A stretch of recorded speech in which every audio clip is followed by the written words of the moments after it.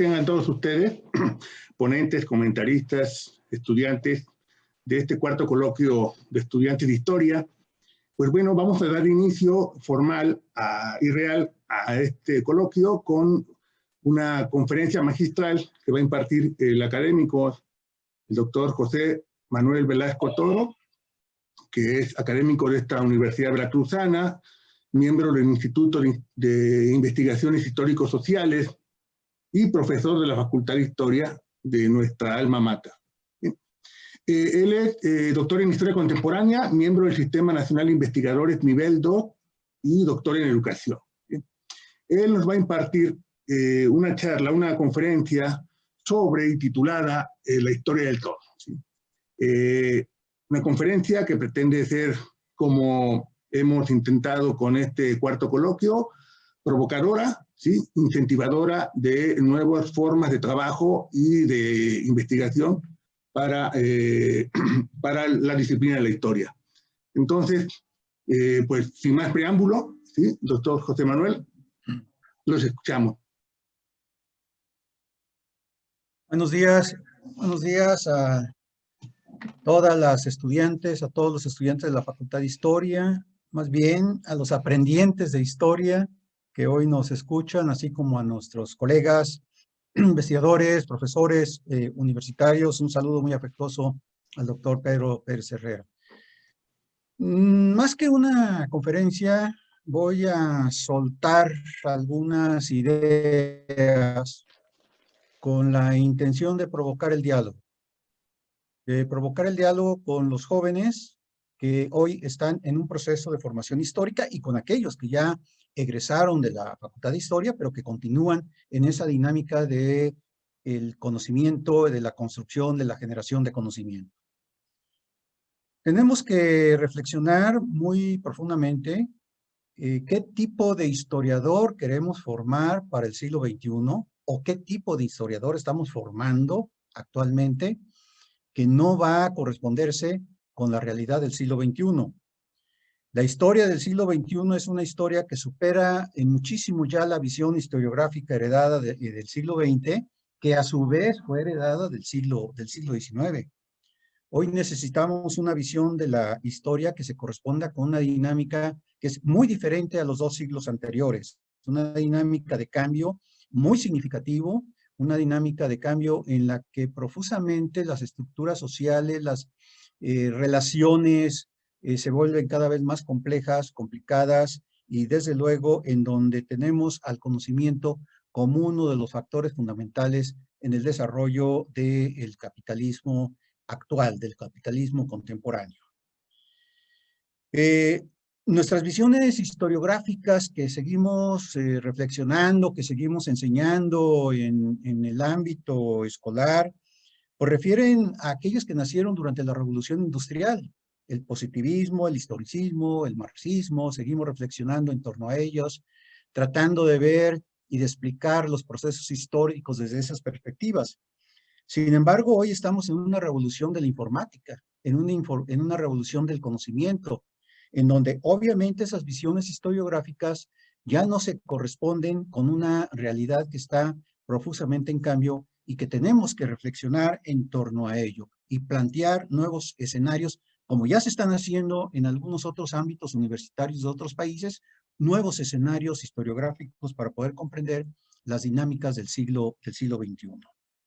Tenemos, obviamente, nuevos problemas, tenemos, obviamente, una situación y una mirada distinta y muy diferente a la situación y a los problemas del siglo XX.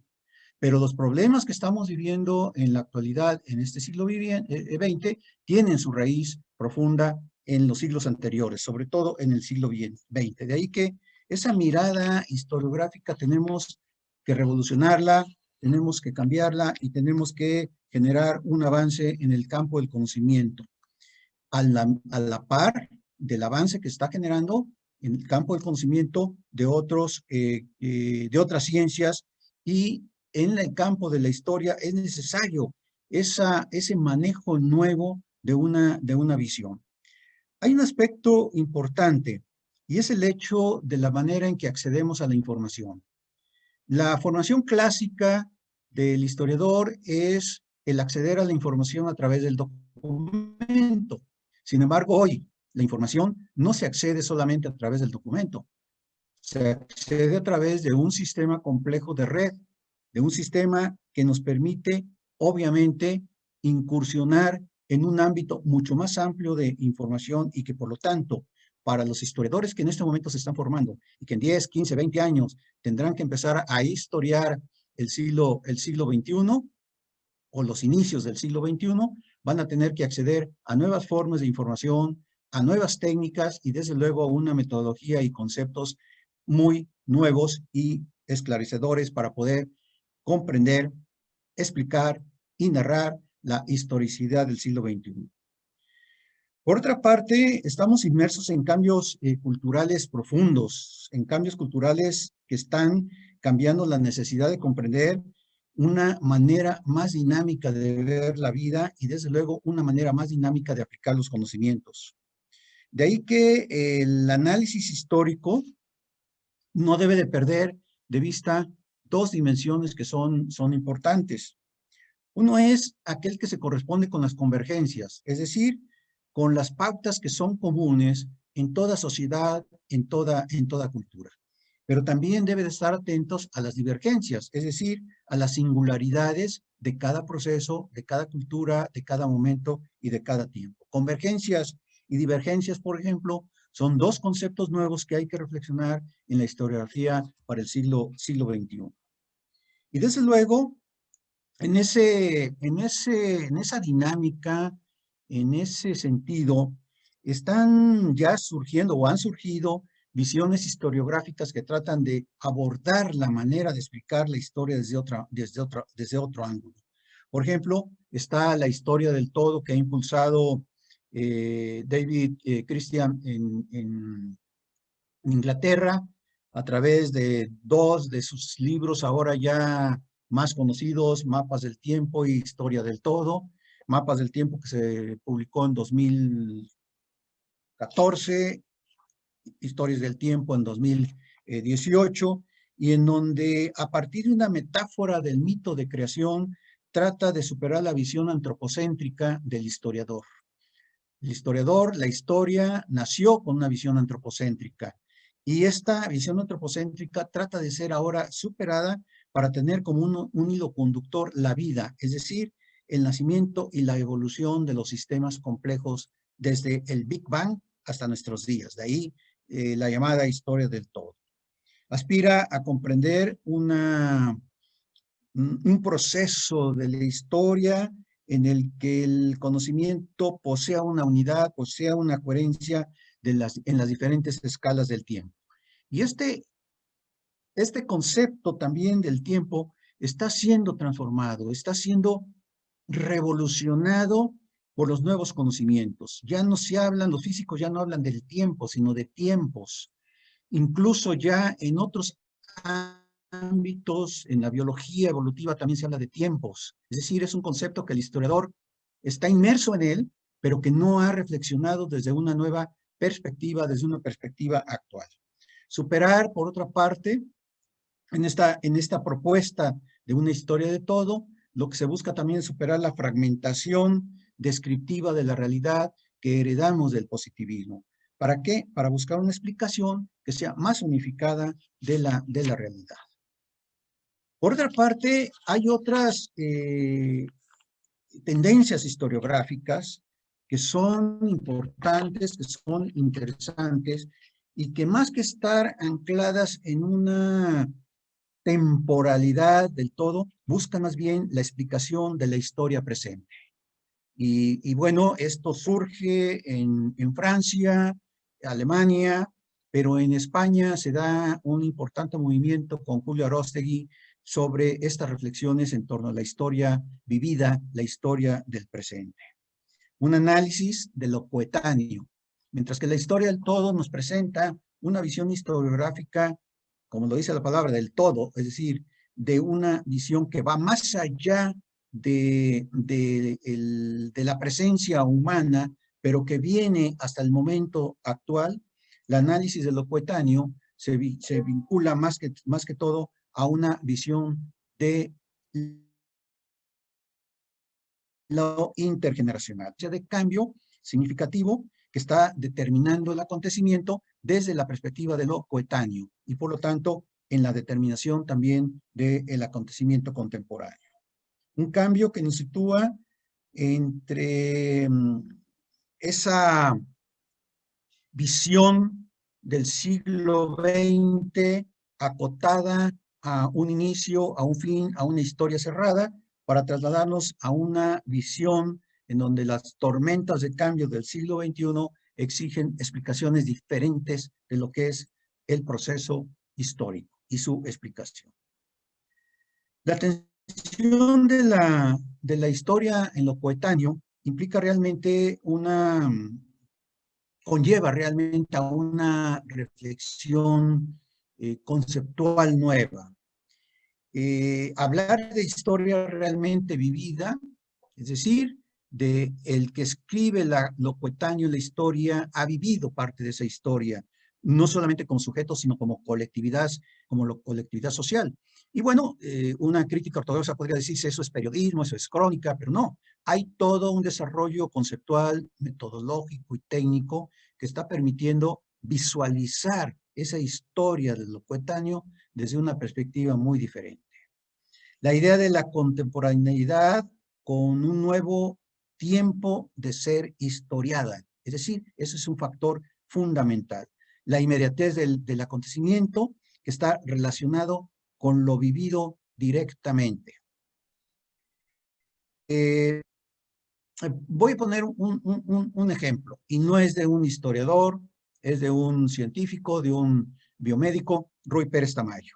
Ruy Pérez Tamayo hace historia de la ciencia en México, pero Ruy Pérez Tamayo hace la historia de la ciencia sin él haber hecho una reflexión de lo coetáneo de una historia coetánea. Él es parte del desarrollo de la ciencia en México, hace una construcción, una explicación de cuáles han sido los factores que han permitido el desarrollo de la ciencia en México y desde luego, desde una perspectiva de su participación, de su vivencia propia como un científico que ha participado en ese desarrollo de la ciencia histórica y en donde los inmigrantes, los refugiados españoles de la Guerra Civil, 340 científicos que llegaron a México, tuvieron un factor importante de peso en el desarrollo de la ciencia en México. Entonces, esa idea de la coetaneidad es una idea en donde el acontecimiento inmediato está relacionado con la vida directamente. Y el documento ya no es únicamente la única fuente, es decir, la visión reduccionista positivista hacia el documento ya no constituye la única fuente, sino la información que posee quien construye, quien explica esa historia, la información que se encuentra en red, la información sobre la propia vida, la información sobre los contextos sociales. De ahí que en esta visión de esta historia presente o vivida, lo importante radica fundamentalmente en ese repositorio en donde se encuentra la información que está dinámica. La historia, obviamente sabemos, no se repite. Esa es una ecuación ineludible, pero la historia tiene procesos, tiene cambios. Y bajo una lógica equiparable de esos procesos, de esos cambios, de esas convergencias que se dan en esa dinámica, se puede, desde luego, establecer y explicar las divergencias en las contemporaneidades y de esa manera lograr una construcción de esta historia. Por otra parte, a diferencia de nuestra historia clásica en donde los tiempos son acotados, son determinados por una fecha de inicio, por una fecha de fin, etc., en esta visión historiográfica del presente, el tiempo es flexible, el tiempo es interactuante. Y obviamente en esa flexibilidad interactuante siempre está relacionado un acontecimiento de ruptura. Es decir, lo cronológico no es ajeno a esta visión, sino que lo cronológico está en función del acontecimiento que genera una ruptura y que obviamente genera procesos de cambio nuevos a partir de esa ruptura. La presencia del COVID-19, de este virus, por ejemplo, su aparición es una ruptura en el proceso de la dinámica historia. Y esa ruptura generó o está generando y acelerando procesos y transformaciones y dinámicas muy diferenciales a las clásicas. Aquí hay una interacción de tiempos flexibles entre una vieja realidad, como erróneamente se llama, y una nueva realidad, ¿verdad?, que están significando un proceso y una dinámica diferencial en los acontecimientos. Hay una ruptura del tiempo socio-histórico en esta dinámica, y esta historia de lo coetáneo trata de explicar y de conocer y de profundizar eso. El tiempo presente es una evolución, es una noción evolutiva, es una noción que nosotros los historiadores siempre remitimos a esa acción histórica de un lapso de vida, pero que en este contexto, más que un lapso de vida, es un contexto de intergeneración. La historia de lo vivido, la historia de lo coetáneo implica las intergeneraciones. Quien hace o quien construye una historia presente está conectado con la generación inmediatamente anterior y con las generaciones posteriores. Hay una dinámica intergeneracional en esta percepción. Y este es otro de los conceptos importantes que para la historiografía hay que reflexionar. Y desde luego, toda historia tiene que ser contada. Y pues tenemos una gran reflexión en torno a la narrativa histórica, tanto desde la escuela alemana, francesa, inglesa, española, etcétera, en donde obviamente hemos hecho de la narración histórica también un discurso. Pero esa historización de la experiencia registrada en el presente tiene que ser contada de otra manera. Tiene que establecer un vínculo, una comunicabilidad con las intergeneraciones que se viven, pero sobre todo con las generaciones que están nuevas. Es decir, nosotros estamos atrás y ya mi generación está muy atrás de las nuevas generaciones, ¿no? De las generaciones que en este momento están estudiando historia. Tenemos que establecer esa comunicabilidad, ese contacto, la habilidad en el sentido de establecer la comunicación. Y volviendo a la historia del todo, David Christian en Mapas del Tiempo y en la gran historia del todo, aquí tengo, bueno, Mapas del Tiempo, si ven, es una gran obra, ahí tiene Pedro la historia del todo, ¿verdad? Es una gran obra, pero ahí se cuenta la historia de hace 13.700 millones de años, desde el Big Bang, ¿verdad?, hasta, no solamente hasta nuestros días, cierra con un importante capítulo, la visión del futuro. Y creo que los historiadores ya debemos de aprender también a pensar el futuro. Pedro lo dijo en su intervención, tenemos que pensar ya también el futuro, saber pensar el futuro. No vamos a ser adivinos, no vamos a ser aquellos evidentes que vemos qué es lo que viene, no, pero sí tenemos que aprender el futuro, a pensar el futuro para poder explicar el presente, la situación de por qué estamos en el presente y proyectarla hacia adelante. Otro de los historiadores que están revolucionando la historiografía actual, pues es Yuval Noah Harari, con su libro inicial, ¿verdad?, de animales a dioses. Él no parte precisamente del Big Bang, hace una reflexión historiográfica desde el momento mismo de la revolución cognitiva. Él, de hecho, establece cuatro momentos en el desarrollo de la historia de la humanidad. La revolución cognitiva, es decir, ese momento, ¿verdad?, en que nuestro cerebro se empezó a desarrollar, se desarrolló el lenguaje, se desarrolló muchos aspectos importantes que permitieron la construcción del conocimiento, la transferencia del conocimiento y, por tanto, la invención de la cultura. Su otro momento importante para él es la revolución agrícola, donde también tiene una hipótesis importante que reflexionar, en donde dice que el ser humano no domesticó a las plantas, sino al contrario, las plantas domesticaron al ser humano. Luego habla de la unificación de la humanidad, este proceso, globalificación, y ahora nos dice, estamos en la revolución científica. Pero también proyecta una reflexión hacia el futuro. El final del Homo sapiens, se pregunta, y nos hace una reflexión del camino que estamos llevando como consecuencias de esos procesos disruptivos en que la acción humana está incidiendo. Pero hay un aspecto importante en su obra. Tanto Christian como Harari tienen un lenguaje que comunica, que contacta con las personas, no solamente con los editores de la historia, con los academicistas, no, con el público en general.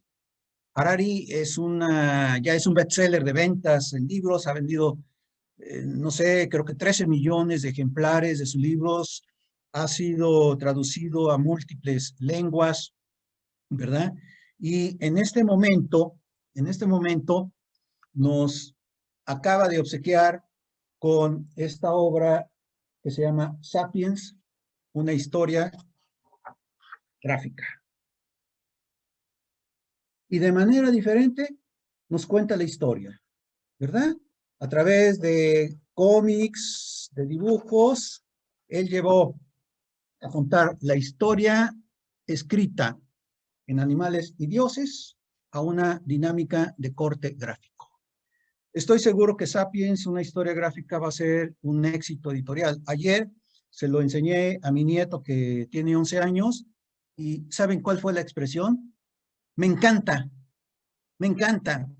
Ahora sí podré entender la historia. Un chico de 11 años se expresa de esa manera. Los historiadores creo que hemos perdido esa visión de comunicarnos con el público general, de comunicarnos con cualquier persona a través de la escritura, de manera ligera, comunicativa. Sacrificamos la comunicabilidad por el academicismo técnico, teórico, ¿verdad? El purismo academicista, en donde tenemos que demostrar exactamente, y si no nos referimos a un autor o a un archivo o un documento, estamos perdidos. No, tenemos que cambiar nuestro lenguaje, hablar en primera persona, ya no en tercera persona, hablar en primera persona para establecer esa comunicación con la tercera persona, que es el lector. La segunda persona es el libro, la tercera persona es el lector. Pero para poder establecer esa comunicabilidad tengo que hablar de manera sencilla, eso sí, sustentada con datos, ¿verdad? Fundamentados con la verdad, pero de manera sencilla desde el yo. Bueno, en esta perspectiva hay otro aspecto que es importante.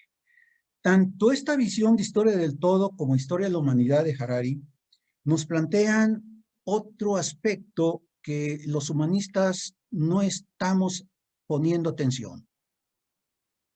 La aportación del conocimiento que están haciendo otros campos de la ciencia y que tienen incidencia en la visión social y en la visión humanística.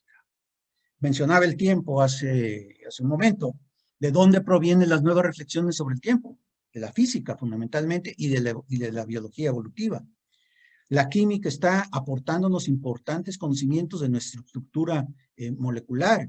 Incluso hay biólogos, evolucionistas, y no solamente biólogos, sino algunos científicos sociales como Humberto Maturana, por ejemplo, en Chile, que hablan, nosotros somos sistemas moleculares complejos. Lynn Margulis, desde la perspectiva de la bioquímica, nos habla de que somos seres simbióticos, es decir, la visión del ser humano está cambiando profusamente por el avance de otros campos del conocimiento. En nuestro cuerpo viven más de 850 microorganismos, es decir, nosotros somos un medio ambiente para una microbiota que habita en nuestro cuerpo. De ahí que Margulis nos plantea que somos seres simbióticos. Por lo tanto, la caracterización como seres humanos tiene que cambiar en esa visión. La informática, bueno, la informática está revolucionando las relaciones sociales, culturales, de percepción del mundo y de la vida de una manera muy rápida y profusa. La biología, desde luego, nos ha mostrado que somos seres biológicos, ¿verdad? No solamente seres creadores de cultura, como nos hemos reducido, sino que somos seres biológicos. Y en esta perspectiva, el elemento propulsor que mueve es el concepto de la vida. Es decir, se busca superar la visión antropocéntrica del historiador. Se busca situar una visión en la que nos veamos como parte de la totalidad del cosmos. No como el microcosmos del Renacimiento, sino como parte de la totalidad del cosmos. De la contemporaneidad frente a un futuro, fíjense bien, frente a un futuro que en muchos aspectos es incierto. Y que es incierto porque vamos, o mejor dicho, los jóvenes de hoy van a afrontar profundos problemas derivados de la acción de las generaciones del siglo XX.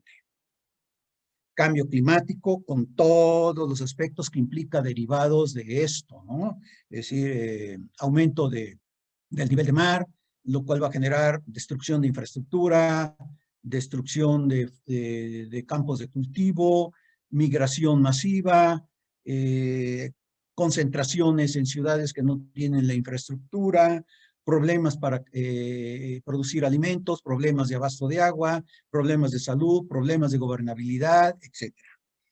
La salud, ahorita estamos viviendo un problema de salud, de una pandemia que nos ha obligado a cambiar totalmente nuestro ritmo de vida como lo que estábamos acostumbrados. Y no es ni será probablemente la última pandemia, sino que vamos probablemente a enfrentar situaciones diferentes más adelante.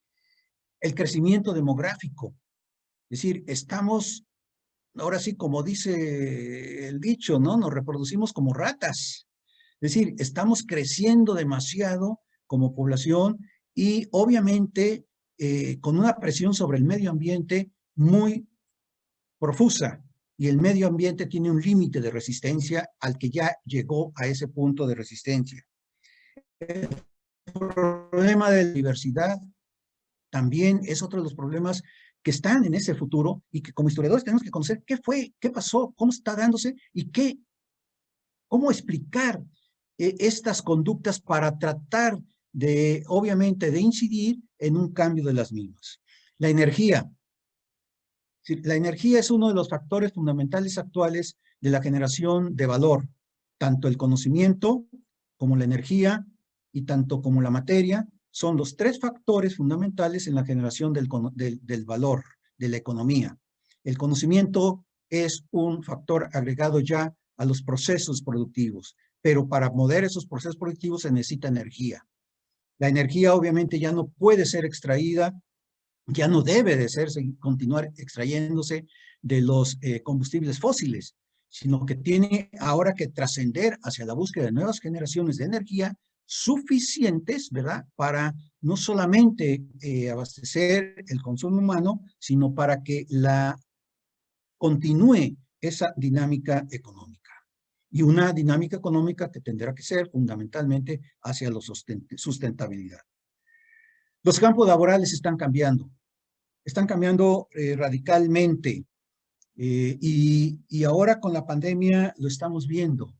Quienes tienen una formación más ligada al manejo de la informática, de los sistemas de comunicación, de la programación, trabajan muy tranquilamente ahora en sus casas, pero quienes no tenemos esa información nos enfrentamos de inmediato a serios conflictos, a serios problemas de aprendizaje para poder manejar e instrumentar todas esas nuevas dinámicas. La inteligencia artificial está haciendo presencia muy fuerte. La automatización obviamente va a desplazar muchos oficios, muchas actividades, incluso profesionales, en esa dinámica de la automatización, lo cual requiere nuevas formaciones, nuevas visiones y desde luego una dinámica muy diferente para desarrollar los procesos productivos.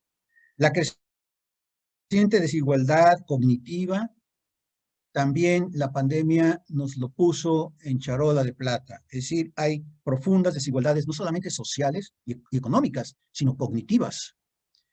Y esas diferencias, desigualdades cognitivas, no son más que consecuencia de un sistema educativo que no va a la par de la dinámica de los cambios y de los conocimientos de frontera. El problema del agua. No sé allá en tu ciudad, Pedro, pero acá en Jalapa ya estamos teniendo problemas de abasto de agua severos y se prevé que el próximo año, 2021, vaya a ser crítico porque hay un 70% probabilidad del fenómeno de la Niña y la Niña genera sequía. Y históricamente se ha visto que estas sequías provocadas por el fenómeno de la Niña repercuten sobre todo en Centroamérica y todo el sur-sureste de México. Entonces vamos a tener serios problemas de agua. El aire, la contaminación del aire. Si paradójicamente somos seres que consumimos oxígeno y destruimos lo que genera el oxígeno, los bosques. Contaminamos el ambiente. Estamos acidificando los océanos donde se produce también una gran cantidad de oxígeno.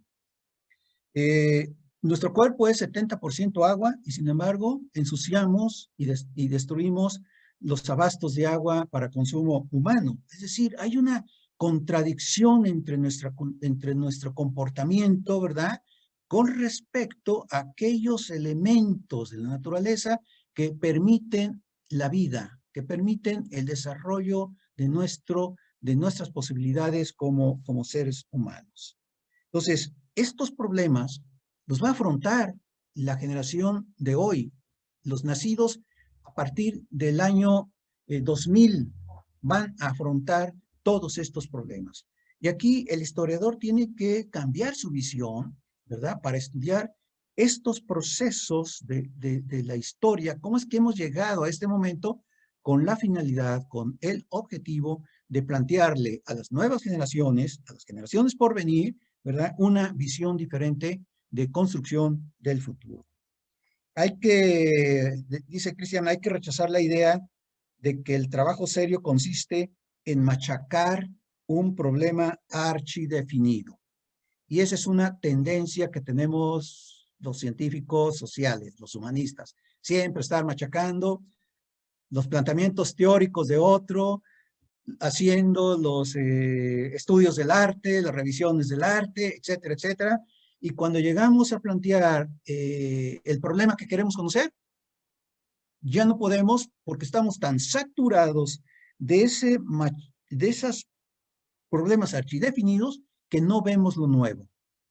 Y desde luego, esto implica el saltar de un pensamiento disgregador, separador, a un pensamiento integrador en el ejercicio profesional. Entonces, el historiador debe aprender a pensar el futuro.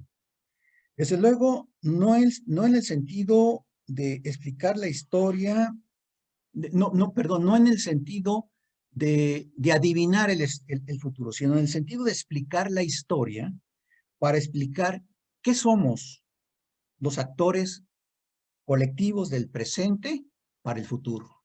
Comprendernos mejor en el presente para proyectarnos, obviamente, esa visión hacia el futuro. Desde luego, hay muchos elementos que se tienen que ir trabajando y avanzando. El desarrollo de métodos para poder manejar esa enorme cantidad de información que hay en las redes. De nuevas técnicas para poder analizar, comparar, información que se concentre.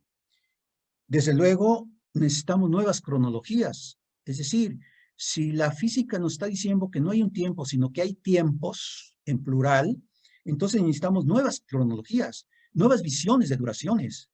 Y desde luego, nuevos conceptos que tenemos que aprender, que tenemos que desarrollar y que tenemos, obviamente, que construir.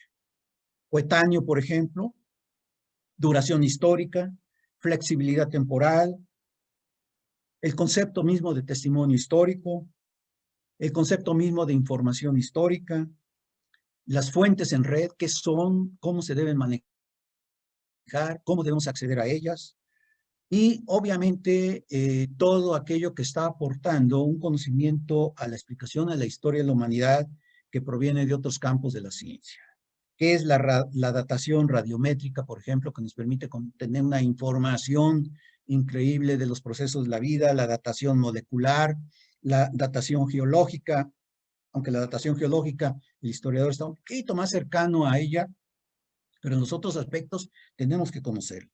Una historia del todo, una historia de la humanidad, una historia que permita comprender cómo la actualidad y el futuro tienen su base, ¿verdad?, en un desarrollo del pasado. Y desde luego, cómo generar esos procesos de comunicabilidad intergeneracional, como lo logra Harari en sus Sapiens, una historia gráfica, que está, ese es el tomo 1. Tiene anunciado 4 tomos y aparte una serie televisiva.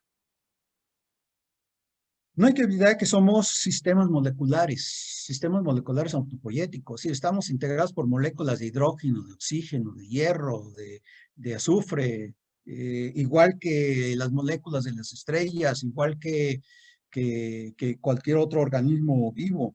No hay que olvidar que somos descendientes de un microorganismo que se le conoce como LUCA por sus siglas en inglés, común, que somos seres simbióticos, ¿sí?, que tenemos en nuestra propia, que somos un medio ambiente para otros microorganismos que habitan en nuestro organismo, que no todos son patógenos, ¿verdad?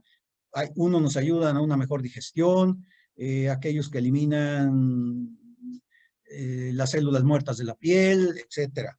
Incluso en el cerebro se han encontrado microorganismos que permiten su funcionamiento. Somos seres biológicos creadores de cultura, pero hemos olvidado que somos biológicos y nos creemos solamente seres culturales. Y tenemos que volver a vernos como seres biológicos, como mamíferos, ¿verdad? De la familia homínidos del género Homo sapiens. Y desde luego decía yo, somos seres oxigenófilos, es decir, dependemos del oxígeno para la vida. Por lo tanto, tenemos que reconstruir las fuentes que generan ese oxígeno. Requerimos de alimentos.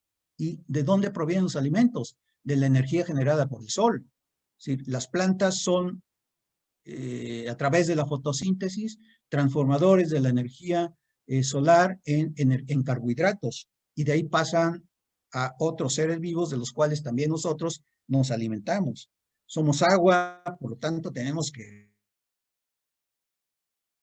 conservar nuestras fuentes. Y en cambio, el historiador tiene que mostrar cómo recuperar eso que nos da la vida y que nos permite seguir en una continuidad como civilización. Decía un amigo, la Tierra no está en peligro, lo que está en peligro es la civilización humana.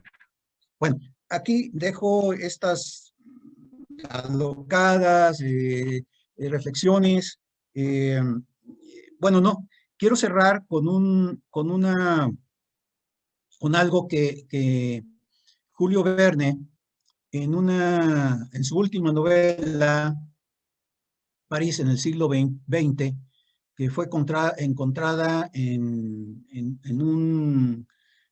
una caja fuerte, propiedad de él, que nunca había sido abierta, y que se publicó recientemente, sitúa obviamente el futuro para en esta novela distópica de Julio Verne, lo sitúa en 1965.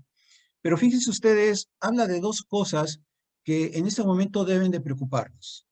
Dice, por lo menos alguna instrucción se había filtrado hasta los últimos estratos del orden social. Es decir, nos está hablando que la educación estaba presente en todo el orden social. Sin embargo, ya casi nadie leía. ¿Y qué ocurre en nuestros tiempos?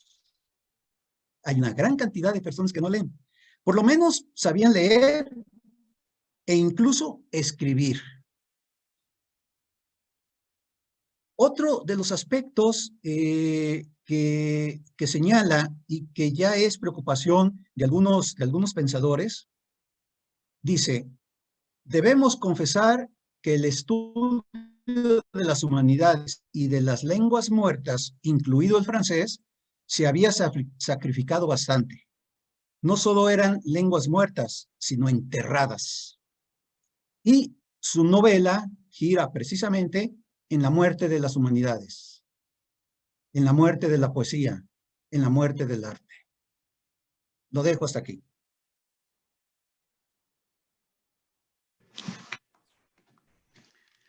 Muchas gracias, José. Pues vamos a entrar a la etapa del diálogo, de comentarios, preguntas.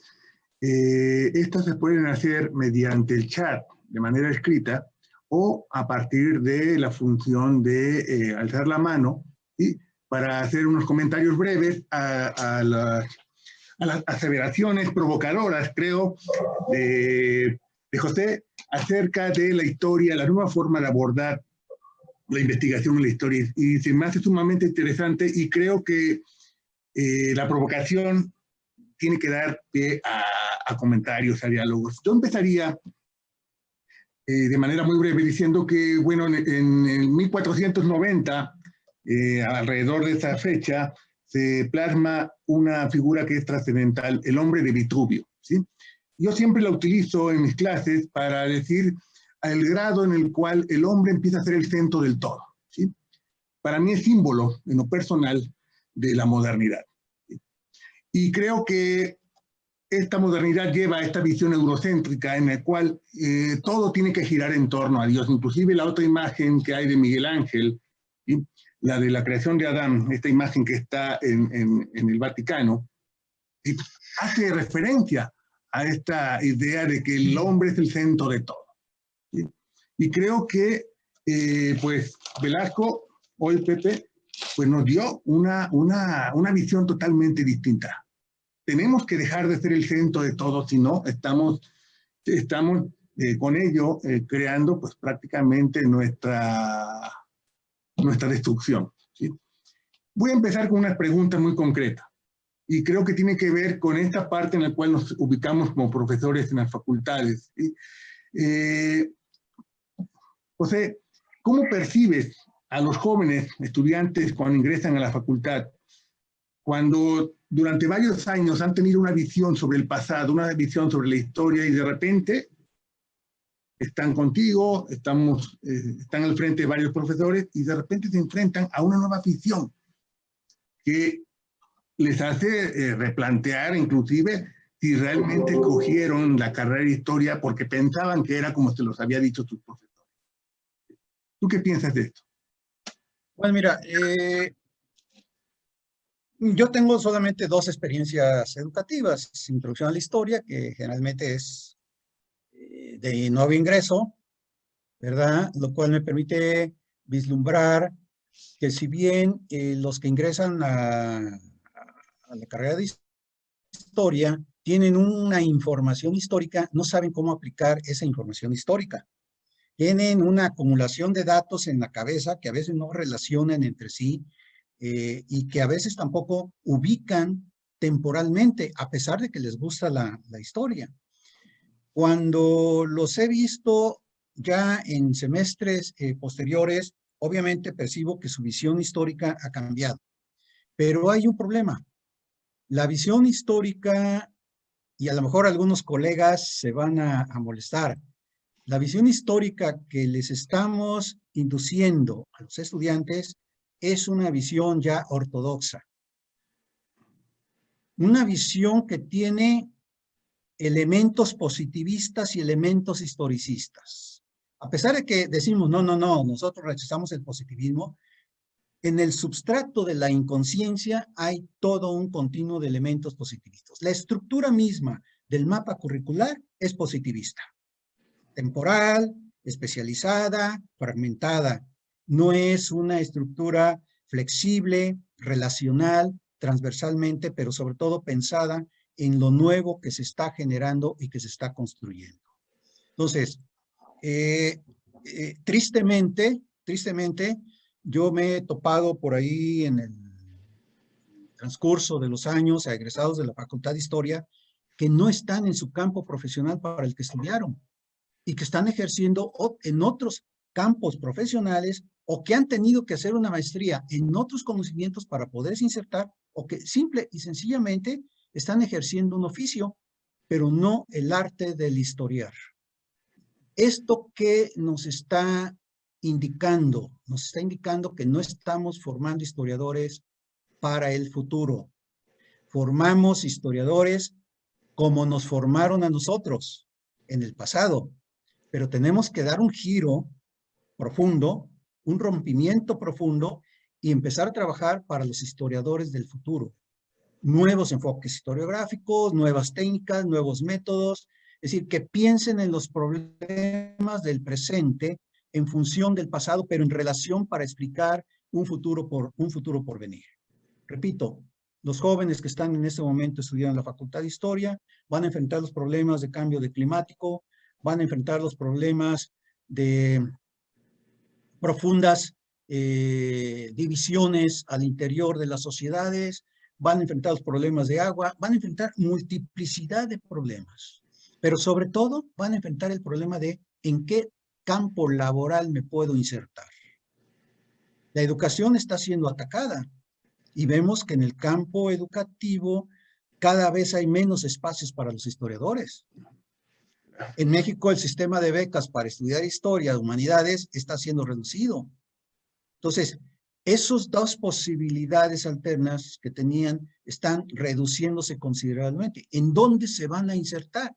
Tienen que abrirse nuevos campos. La cinematografía, por ejemplo, es un campo riquísimo, pero para ello tenemos desde luego que darles herramientas para que puedan desenvolverse en el campo cinematográfico. La comunicación es un campo también fértil, pero tenemos que darle esas herramientas. Ya no podemos seguir anclados en las historiografías clásicas, no, tenemos que pensar en una visión muy diferente como historiador. Sí, César, te cedo la palabra. Buenos días a todos.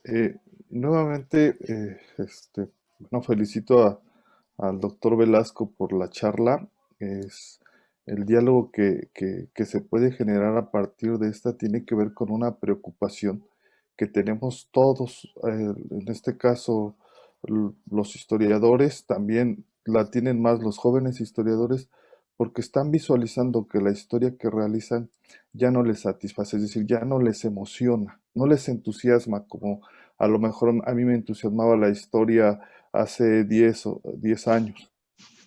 Este ejercicio que tú planteas, Pepe, me parece muy interesante porque lo que nos está invitando toda la economía del conocimiento es a generar modelos transversales. Y cuando se piensa en modelos transversales, no se piensa en modelos multidisciplinares, donde la historia convive con disciplinas hermanas, con áreas de conocimiento afines, sino en modelos que convivan con aquellas parte de la ciencia que nosotros no nos atrevemos, en este caso, no a descubrir, sino a acercarnos a ellas, como es la física cuántica, como es la biología, como es la propia medicina, que lo has mencionado muy bien, porque estos espacios están proponiendo esos esas miradas que permiten ver las situaciones, tiempos, espacios sobrepuestos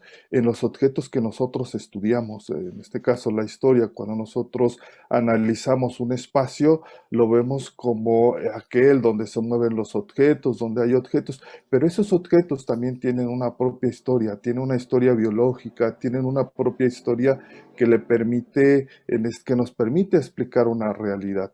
El caso de los genetistas, por ejemplo, que han descubierto las causas, además de las traídas durante el proceso de conquista, las causas de muerte de enfermedades endémicas propias de los espacios, mucho más letales, en este caso para los grupos étnicos que en su momento se desarrollaban, están cambiando y volviendo incierta esa historia a la que estamos acostumbrados, ¿no?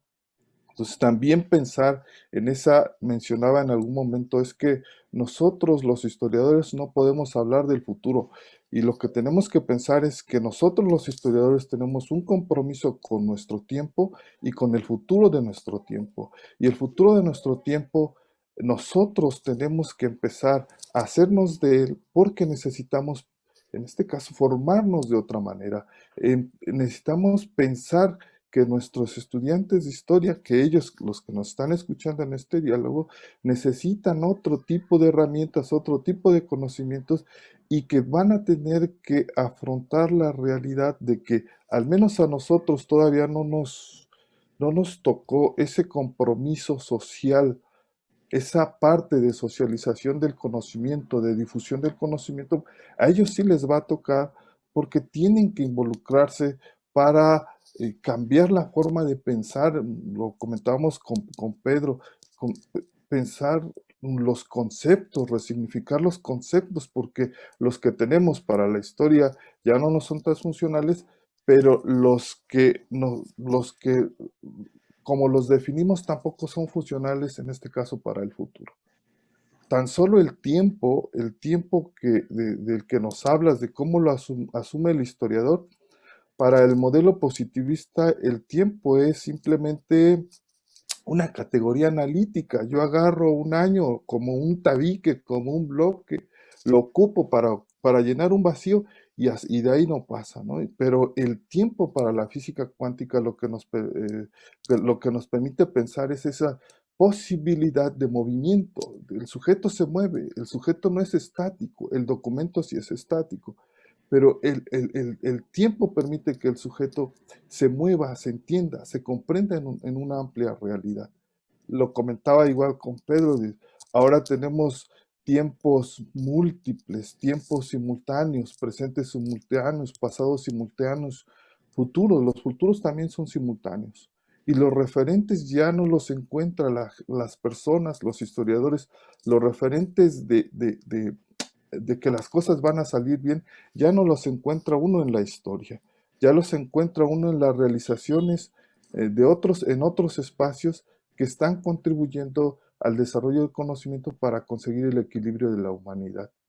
Y es ahí lo interesante, como lo mencionas, necesitamos pensar no en estos modelos lineales, los modelos de licenciatura y de posgrado lineales, con formaciones positivistas, sino necesitamos aventarnos verdaderos modelos transversales con la participación de científicos, de matemáticos, donde nos estén enseñando a mirar el mundo de otra manera, como los astronautas. Gracias Pepe. Sí, gracias César. Sí, Manuel. Hay dos aspectos que quiero.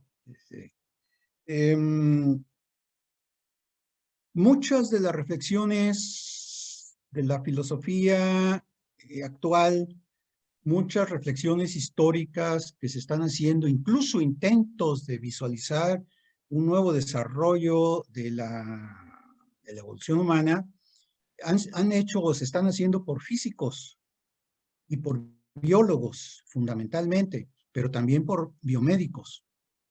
Fritjo Capra, por ejemplo, físico, fue uno de los primeros que empezaron a hacer una reflexión de la filosofía, de la vida, del desarrollo de la humanidad, criticando los esquemas, es decir, analizando los esquemas del mundo y de la vida que se derivaron de la revolución científica y cómo esas concepciones del mundo de la vida significaron a las ciencias sociales y a las humanidades, o han significado a las ciencias sociales y a las humanidades a lo largo de los siglos posteriores. La misma Liz Margulis, junto con su hijo Dorian Sagan, en su extraordinario libro La Vida, nos hace también planteamientos importantes de cómo ha evolucionado la historia de la humanidad. Es decir, los historiadores seguimos anclados en nuestra visión del siglo XIX, cuando deberíamos estar anclados en una visión del siglo XXI. Y quiero aquí complementar algo con lo que dice Pedro Pérez Herrero en su trabajo publicado en ¿Qué universidades necesita el siglo XXI? Dice, los datos existentes indican que parte de la oferta educativa de algunas universidades no se adecúa a las nuevas demandas laborales, no refleja las inquietudes de las sociedades globales interconectadas, del siglo XXI y sigue anclada en buena medida en principios científico-culturales que han quedado obsoletos. Y el caso de la historia, ahí queda. Sí, casi me quedo sin palabras en el sentido de que es totalmente provocador, pero esa provocación nos debe de llevar hacia una reacción que nos haga, pues al menos, plantear que la disciplina debe de sobrevivir de alguna manera, ¿no? Y sí, lo hemos discutido, lo hemos platicado, César, Julieta, Pedro, ¿sí? Y contigo la vez, en otros momentos, José, pero también creo que deberíamos, como lo has planteado, aparte de comunicar ya de otra manera, tenemos que también acercarnos no tan solo o ir hacia arriba viendo con nuestros pares, con académicos de otras ciencias, sino también hacia otros niveles, ¿sí? Es decir, cómo contactar con los jóvenes al interior, por ejemplo, de las escuelas de enseñanza media, ¿sí?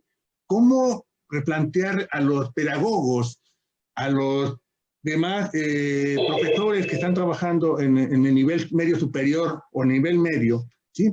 Que es necesario y que estamos intentando cambiar, ¿sí? Desde el lenguaje hasta las formas, ¿sí? De comunicar, y sin embargo, y lo sigo reiterando, llegan los jóvenes a las facultades, ¿sí? Inclusive de otras carreras, y se dan cuenta que empezamos a discutir sobre nuestras nuevas formas de sobrevivir como disciplina, ¿sí? Pero siguen pasando algunos años y, como bien lo decías, estos jóvenes al entrar en la facultad y al continuar, pues, aunque intentaron cambiar, sí, los seguimos modelando a las formas del siglo XX, siglo XIX, ¿sí? Pero ¿cómo podemos nosotros entrar en contacto con los jóvenes antes de que entren a los niveles superiores? Me parece que es un error pensar linealmente hacia atrás en los niveles educativos. Yo creo que nosotros como historiadores tenemos que pensar en la sociedad, en el conjunto general de la sociedad, comunicarnos con la sociedad, aprender a establecer un diálogo con la sociedad, no con los docentes de las estructuras educativas, sino con la sociedad. En esa medida iremos permeando, obviamente, las mentalidades generales. Miren, ustedes lo han de ver con sus hijos o con los hijos de los amigos o de las amistades. YouTube es una fuente para los jóvenes. Sí, siempre están buscando algo en YouTube. Y cuando uno analiza qué es lo que ven, realmente lo que están viendo son cosas absurdas, tontas, que en vez de coadyuvar al desarrollo formativo y cultural de ellos, distorsionan las realidades sociales y obviamente inciden en conductas a veces antisociales. Pero si nosotros invadimos YouTube con programas así como lo está intentando Harari, ¿verdad? De historietas, de programas ágiles, concretos, de 4 o 5 minutos, porque es otro de los problemas. La atención de los jóvenes se reduce a muy poco tiempo. Yo estoy seguro que ahorita algunos de los que nos están escuchando, que ya llevamos casi más de una hora, ya perdieron el hilo, ya se distrajeron en otras cosas. No, tenemos que aprender también a manejar los tiempos de la atención, ser directos, concretos, claros, generadores de atenciones, es decir, saber que a las 4 o 5 minutos la atención empieza a caer, por lo tanto tenemos que buscar cosas que detonen nuevamente la atención, es decir, cambiar nuestro lenguaje, cambiar nuestra manera de transmitir y de explicar la historia y hacerla pública, es decir, masiva, a través de la multiplicidad de medios de comunicación que tenemos a la mano. Pensar en la linealidad hacia atrás me parece que es una pérdida de energía, es invertir energía en un tiempo que no, es decir, y que no va a tener los frutos que creemos que pueda tener. Esta idea de las vocaciones y vocacionales y de las ferias vocacionales, etcétera, pues a algunos los ayuda, pero no a la generalidad de los jóvenes. Yo lo he visto, he practicado con ellos, ¿no? La oferta educativa tiene que ser atractiva, pero para ser atractiva tiene que mostrar productos atractivos en ese sentido. ¿Por qué de repente, por ejemplo, la carrera de licenciatura en medicina, no en medicina, en ciencias forenses, se generó un boom? Porque había programas sobre ciencias forenses en la televisión que veían los jóvenes y de repente por ahí surgió una institución de educación superior que ofreció licenciatura en ciencias forenses y se abarrotó, se abarrotó. Los historiadores no sabemos cómo generar esos booms de atracción y tenemos que aprender a hacerlo. Sí, alguien que quisiera comentar algo, unas preguntas, ¿sí? A ver, sí, Pedro. Sí, no, yo dar las gracias a la excelente conferencia que nos ha regalado José Manuel Velasco, ha sido excelente. Y simplemente una reflexión, y es que tendemos, los que tenemos más de 60 años, no sé por qué razón, lo puedo explicar, pero ahora lo dejo en negro, esa imaginación, tendemos a imaginar que los jóvenes son vagos, que los jóvenes no tienen emociones y por lo tanto los jóvenes lo único que hacen es dedicarse a beber alcohol, a tener sexo y a ver todo tipo de programas absurdos a través de YouTube. Creo que coincido con José Manuel Velasco, es decir, los jóvenes no es eso. Los jóvenes lo que sucede es que le estamos ofreciendo algo totalmente caduco que no tiene ningún sentido para ellos. Es decir, no tenemos que tratar de recuperar el pasado que se fue, tenemos que tratar de comprender el futuro que no llega.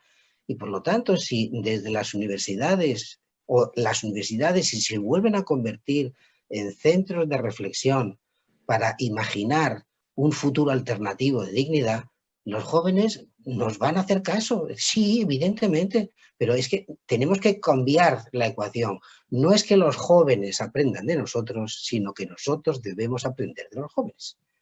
Y para eso, evidentemente, tenemos que plantearnos. La historia es importante. Evidentemente, la historia es importante. Pero no la historia que yo aprendí en la década del 60, en la década del 70. Esa historia murió. Por lo tanto, los jóvenes tienen en sus manos la herramienta para construir el futuro y lo que yo les diría de forma un poco iconoclasta, es decir, por favor, no nos copien, ¿eh? Nosotros destruimos el siglo XX, no destruyan ustedes el siglo XXI. Eso quiere decir que debemos aprender de los jóvenes y no debemos machacarles de forma memorística, diciendo que aquel estudiante que se sabe de memoria la historia de México, la historia de Francia, la historia de Italia, es un buen estudiante. Bueno, ahora un ordenador, una computadora, tiene una capacidad de memoria de no sé cuántas gigas y megas y no tetras o teras o no sé cuántos. Si nosotros no podemos competir con una robótica, con una inteligencia artificial, es decir, nosotros lo que podemos competir es en inteligencia, como han dicho todos ustedes, cruzando datos y siendo críticos. Pero no tenemos que hacer, no estamos en el mundo para memorizar, estamos en el mundo para pensar. Y la forma de pensar es nueva y por lo tanto la llave la tienen los jóvenes. Gracias, José Manuel. Ha sido excelente conferencia. Gracias por tu docencia. Sí, gracias, Pedro. Pues alguien si quisiera comentar algo, jóvenes, estamos para escucharlos, ¿sí? Yo sé que tienen muchas inquietudes y sí sería importante ver sus puntos de vista, sus planteamientos, sus cuestionamientos, que eso es lo que hace bien interesante, pues, empezar a establecer el diálogo, ¿no? Yo sé que si tienen ganas de decir algo, simplemente, pues, siempre el ser el primero, ¿sí? ¿Puedo? ¿Yo puedo? Sí, Emanuel, sí, dime. Sí. Bueno, yo creo que a veces el problema de la historia son los propios historiadores, sin generalizar. Creo que ellos son el principal fundamento de a veces el problema y la crisis que está viviendo la historia en este siglo XXI. Si bien hay que establecer modelos y hay que integrar a otras ciencias, que me parece una idea perfecta, yo abogo por esa postura, pero sin embargo a veces son los propios historiadores que se enraizan y no permiten la llegada de otros científicos a las escuelas y hacer partícipes dentro de estos modelos o estos nuevos modelos transversales dentro de la formación de los historiadores. Y hoy en día ha exhibido la pandemia un problema, sobre todo del historiador del archivo.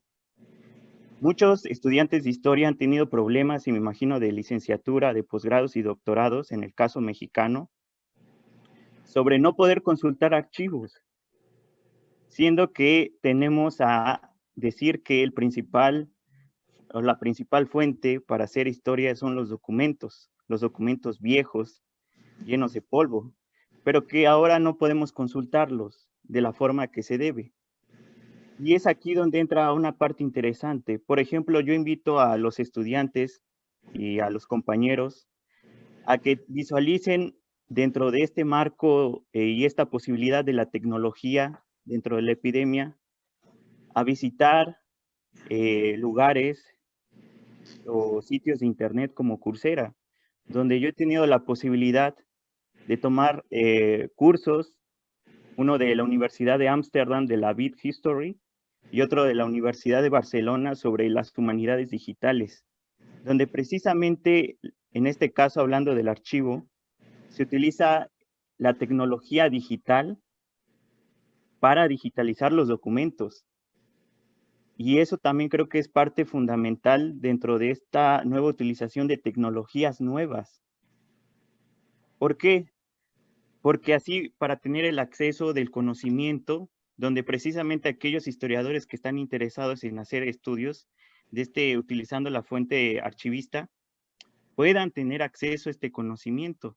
Sin embargo, no se ha hecho, no se ha realizado. ¿Por qué? Porque también, en este caso, los historiadores, por ahí mencionaba con un amigo en una plática que es un término de caciquismo de archivo, que no permiten a otros estudiantes consultar archivos y se apropian de ellos. Ahora imagínense, si los quieren digitalizar, pues son los propios historiadores que no quieren eso, a veces.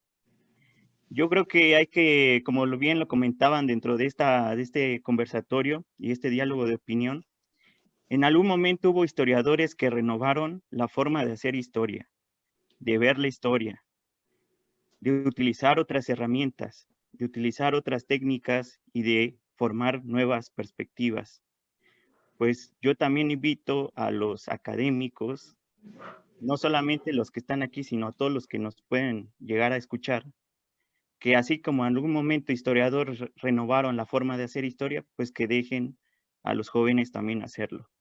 Sean más flexibles y que en algún momento estoy seguro que cuando se llegue el cambio generacional y disculpen por lo que voy a decir, pero cuando desafortunadamente mueran las vacas sagradas, quizás ya podamos tener una oportunidad los nuevos historiadores para hacer eso que no hicieron nuestros académicos en su momento. Gracias. Gracias, Emanuel. Gracias. Suena bien interesante y bien provocador. Creo que eso da para empezar a cuestionar, a platicar. Sí, José Manuel. Bueno, es muy claro, ¿cómo se llama? ¿Callejas?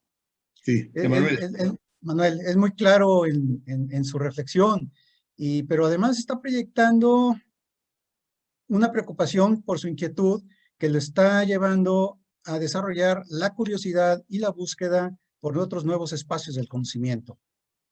Y efectivamente, parece ser que las generaciones que en un momento tienen ocupados los espacios tienden hacia una conducta y una actitud conservadora al impedir que exista ese proceso de flujo normal de renovación. y lo que él llama las vacas sagradas, algunas se han convertido en símbolos, ¿no? Es decir, tenemos a Silvio Zavala, por ejemplo, en México, o a otros historiadores que se han convertido en símbolos de la historia o del historiador en México.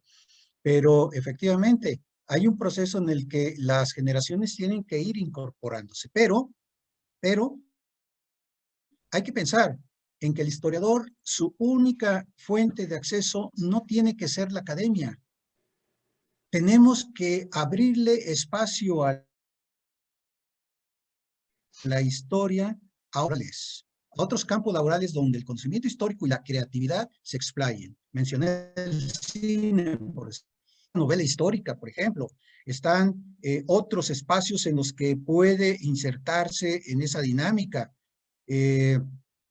Hay empresas, por ejemplo, que requieren de historiadores que estén analizando los procesos del presente inmediato, de esta historia vivida que tenemos, para poder incorporar otra serie de dinámicas si ustedes quieren, en un proceso de marketing. Pero tenemos que imaginar nuevos espacios y abrir esos nuevos espacios laborales para el futuro del historiador. No solamente la academia, no solamente el espacio educativo que se encoge, que se acota, que se achica cada vez más como un espacio de acceso a los historiadores.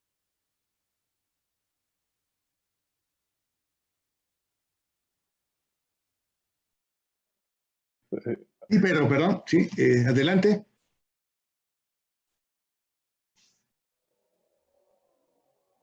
Adelante, Pedro, te escuchamos. Correcto. No, totalmente de acuerdo con lo que están diciendo. Uno de los problemas que tenemos en las ciencias sociales y las humanidades es que nos hemos creído que somos ciencia. Y no es verdad. Es decir, la historia surge como profesión en el siglo XIX para generar una identidad que no existe, para generar y crear la nación. Y posteriormente, con el positivismo, se plantea que para darle un contenido científico a la historia que no es ciencia, los historiadores nos inventamos el pasado para narrar lo que nos apetece, hay que decirlo así de sencillo y así de claro y así de honesto. Pero entonces le dotamos de un aparato presuntamente científico. Entonces tiene que tener toda afirmación tiene que tener una nota a pie de página, y toda nota a pie de página reproduce un documento de un archivo. Entonces nosotros no estamos narrando lo que creemos, sino nosotros estamos reflejando lo que ponen los documentos, y por lo tanto creemos o pretendemos decir que nosotros narramos la realidad porque estamos reflejando el documento. Pues es mentira. Ese documento en su momento fue construido con una finalidad. Es decir, si yo ahora mismo leo las cartas de relación de Cortés, pues Cortés tenía una especial interés en reflejar al monarca una realidad, y se inventa cómo se construye el relato, la narrativa que decimos ahora de la conquista de México. Ahora, si yo creo que las cartas de relación de Cortés son verdad, pues el problema es mío. Entonces, ¿qué es lo que estamos descubriendo? Que los historiadores escribimos unos volúmenes muy densos de 700 páginas que nadie lee, y lleno de notas a pie de página para justificarnos a nosotros que es que estamos en posesión de la verdad. Y dice, mire usted, no, baje de la nube. Si yo acabo de leer este texto es no es historiador, y por eso es bueno, digo historiador en el bueno y mal sentido de la palabra. Es decir, Éric Vuillard es un guionista francés. Yo he leído durante toda mi vida sobre la Revolución Francesa todo lo que ha caído en mis manos. Bueno, pues este texto, que se llama 14 juillet, ¿no? El 14 de julio, es una narración como un guión es un guión de cine para hacer una película, ¿no? Bueno, pues en ese libro, que no tiene notas a pie de página, en ese libro de Vuillard, yo he aprendido mucho más que en todos los libros de la Revolución Francesa que he leído en toda mi vida. Pero por lo que decía José Manuel, es que está escrito para ser leído, para ser disfrutado, para ser entendido, no como una memoria académica para hacer una tesis doctoral con 2 volúmenes y que me digan, ¡qué barbaridad! Ha estado 5 años para escribir eso, ¡qué monstruo! Bueno, qué monstruo, es decir, que ha perdido 4 años de su vida haciendo una cosa que a nadie le interesa porque nadie lo va a leer. Porque la historia no es para ser escrita, la historia es para ser leída. Y ahora no tenemos lectores, ahora tenemos, porque el mundo ha cambiado, ahora tenemos no lectores, sino gente que ve. Y por lo tanto, los historiadores tenemos que aprender que nosotros tenemos que conectar nuestros conocimientos al público, pero el público no lo va a percibir, no lo va a aprender en un libro, sino lo que va a aprender en una novela, pero mejor en una película. Pues si nosotros lo que queremos es narrar qué pasó en el 14 de julio, Revolución Francesa, haga usted una película y ya verá cómo le ven millones de habitantes, millones. Es decir, mi mejor libro a lo mejor lo han leído 105 personas, tirando por alto, ¿eh? Pero un historiador tiene que conectar con la sociedad. Y la sociedad no son 105 personas, la sociedad son millones de personas. Por eso, cuando Harari de su libro lo convierte en... Harari lo que hace, que además es un buen vendedor de su producto, primero hace el libro, después hace el cómic, después hace la película y después hace el documental. Es decir, que y con todo eso va ganando dinero, pero lo sabe hacer bien porque conecta.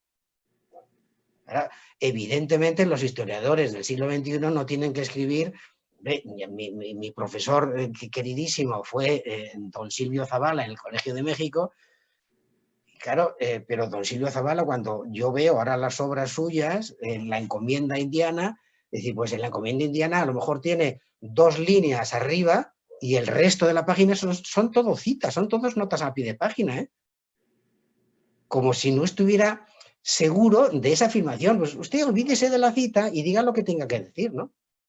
Entonces, estoy totalmente de acuerdo con José Manuel que tenemos que variar la forma de expresión para que se nos escuche, pero no tenemos que pretender que tengamos millones de lectores y tenemos que pretender que nuestras ideas circulen.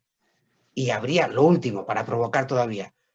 Y lo mejor sería que en nuestros libros se quitara el nombre del autor, porque el nombre del autor no importa, importan las ideas del libro. Entonces lo que yo tendría que hacer es en mi libro tachar mi nombre para que se vea la idea, no el autor. Estamos todos infinitamente preocupados por el SNI porque yo necesito publicar para que el SNI me reconozca y con el SNI tener un sobresueldo.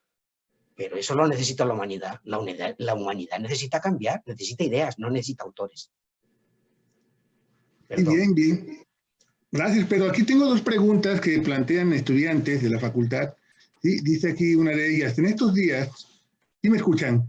Sí, en estos días nosotros debemos concentrarnos en lo que pasa en el siglo XIX y no de lo que ya había pasado.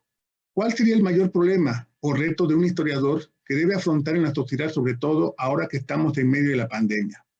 ¿Cómo podemos saber si lo que estamos investigando nos puede ayudar, ya sea si es fiable o no? Hay otra pregunta, perdón, bueno, decía el siglo XXI. En mi opinión, dice Areli, la manera de redactar la historia desde niveles como primaria ha sido realmente pobre, siempre lo mismo, cada año, haciendo énfasis en sucesos como el 20 de noviembre o la independencia de México, la batalla de Puebla, teniendo una visión de los héroes sin ver todos los ángulos de un acontecimiento y sin meter a planes educativos más que solo aprenderse fechas y nombres, sino que ver el amplio campo para historiar y que se puede hacer historia de todo. Ejemplo, la música, la pintura, el cine, así como no mostrar el ahora, que es el resultado de nuestro comportamiento anterior.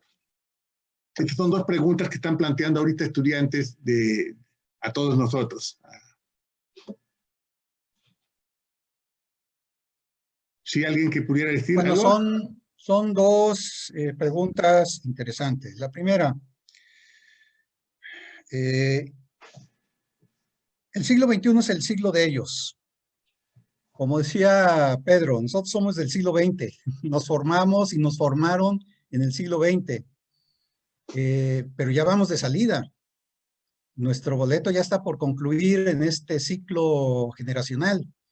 Ya algunos se nos adelantaron incluso. Todavía nosotros resistimos a los avatares del tiempo. Pero el siglo XXI es el siglo de los jóvenes de hoy, de aquellos que nacieron desde la última década del siglo XX, en los años 90, hacia acá. De ellos es el siglo XXI. Por lo tanto, ellos son los que tienen que tomar la batuta. Y, como dice Pedro, no imitar a las generaciones del siglo XX, sino construir y desarrollar nuevas ideas, nuevos planteamientos, nuevas reflexiones, construir un nuevo conocimiento, pero sobre todo pugnar porque exista una democracia cognitiva, es decir, que el conocimiento sea social, sea de apropiación común, sea de apropiación social en todos los entornos y que todo el mundo tenga posibilidades de acceso al conocimiento. La Internet permite esa posibilidad. Por otra parte, la historia oficial. La historia oficial se construyó el esquema y lo seguimos reproduciendo en el siglo XIX, con una influencia fuertemente de la historiografía alemana, en donde el héroe, el motor de la historia era el héroe, el político, el militar, el estadista. Y en ese sentido seguimos replicando y reproduciendo nuestra historia oficial. ¿Y qué hemos hecho los historiadores para cambiar esa visión? Nada, nada. Nos formaron en esa visión, pero tampoco hemos hecho nada para cambiar esa visión de la historia oficial. Seguimos reproduciéndola y permitimos como historiadores que siga reproduciendo. Y nosotros, ¿verdad?, nos vamos por el lado de la producción de libros académicos, muy sesudos, muy consistentes, etcétera, como queriendo evadir un sentimiento de culpa, de que no hemos sabido incidir en una transformación de la visión de la historia. En la década de los 80, hubo un programa que impulsó la UNESCO, conjuntamente con la OEA, en donde se invitó a los países de América Latina a analizar el enfoque de sus historias nacionales. Participaron Argentina, Chile, Ecuador, Perú, Colombia, Venezuela, incluso Cuba participó también. ¿Saben qué país se negó a participar? México. México fue el único país que no participó en este proyecto. ¿Y qué ocurrió? Que algunos países como Ecuador y Perú cambiaron su visión de la manera de enseñar las historias nacionales, con una visión más inserta en las dinámicas, en los procesos y en las transformaciones socioculturales. México se negó a participar en ese proyecto y seguimos enseñando la historia como se hirió en el siglo XIX. Creo que aquí los historiadores tenemos que tener un peso importante. Cuando se planteó las reformas al libro de texto gratuito, yo siempre he pensado que el libro de texto gratuito tuvo dos caras. Benefició económicamente a las familias porque ya no invertían en el gasto de libros escolares, pero congeló el conocimiento en un tiempo durante muchas décadas. Y entonces eso generó que el proceso educativo y el conocimiento en México se quedara congelado frente al avance de otros conocimientos que estaban en un proceso de desarrollo constante. Bueno, cuando se planteó la reforma al texto del libro, se hizo una convocatoria para reformar los libros de historia de cuarto, quinto y sexto año de primaria. A mí me tocó participar como jurado del libro de quinto de primaria. Era un libro que planteaba, el que ganó fue una autora, en la que no recuerdo su nombre en ese momento, que planteó una visión de la historia muy diferente a la historia tradicional. ¿Saben qué ocurrió? La Secretaría de Educación Pública lo vetó y dijo, yo voy a encargar el nuevo libro de historia. Y continuó con el mismo enfoque, la misma dinámica y la misma manera de hacer. Me tocó participar en la reforma del libro de historia de Veracruz, como autor, como coautor, mejor dicho, en donde participamos algunos miembros de la Facultad de Historia. Nosotros planteamos un enfoque con una narración, con un sentido de cuento. Es para niños de cuarto año, niños que tienen 10 años de edad, 9, 10, 11 años de edad, que está fluctuando. Planteamos una narrativa en forma de cuento, que fuese ágil. ¿Y saben qué ocurrió? Nos lo vetaron y nos dijeron, no, tiene que ser de acuerdo con las normas y los esquemas de la Secretaría de Educación Pública, y para atrás. Es decir, el propio sistema educativo bloquea las posibilidades de esas reformas en el libro de historia. Y los historiadores nos hemos quedado de brazos cruzados, es la verdad. Ok, pues vamos a ir terminando. Voy a hacer un comentario final, bueno, de una última participación que hacen los estudiantes. Y con esto terminamos. Dice, el doctor Velasco Toro genera desde que lo conozco esta inquietud de la multidisciplinariedad y transversalidad, que la verdad es en la práctica es necesario, pero no se practica por muchos docentes en la Universidad Veracruzana.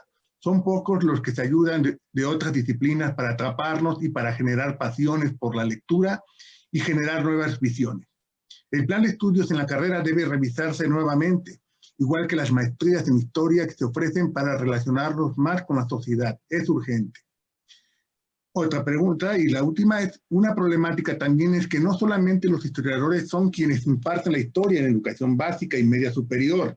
Se continúa reproduciendo la historia patria, continúan los resúmenes y cuestionarios favoreciendo la memoria. Desde mi experiencia, sí creo pertinente que los historiadores participen alfabetizando en conceptos e historiografía a los normalistas y docentes activos. Con estos dos comentarios y bueno, y reflexiones por parte de ustedes, José, o quien quiera reflexionar, terminaríamos esta primera charla, conversatorio, conferencia.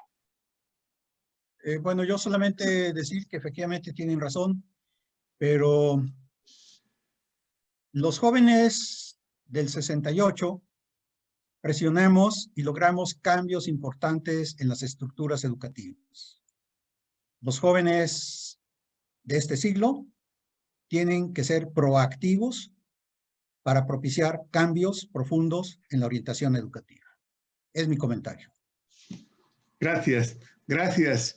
Pues bueno, con esto damos por terminada esta primera charla que creo que abrió muy bien este coloquio y bueno, y poco a poco se fueron dando estas participaciones tan necesarias para poder dialogar, para poder establecer, si no acuerdos, puntos de vista divergentes que nos permitan ir creciendo.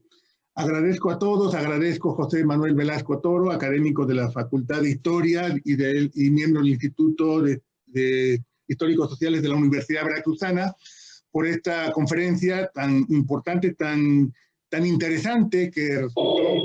Y bueno, agradezco a todos. Pasaremos a una segunda sesión, ya sería la primera mesa de trabajo en donde participarán los estudiantes. Serán tres ponencias: Historia de la Ciencia Aeroespacial en México y su desarrollo institucional, la nueva práctica pedagógica, los planes de estudios de la escuela la normal primaria de Jalapa y su influencia en las escuelas formadoras de docentes, y la educación como instrumento de Estado para la construcción nacional, ¿sí? En el caso Veracruz.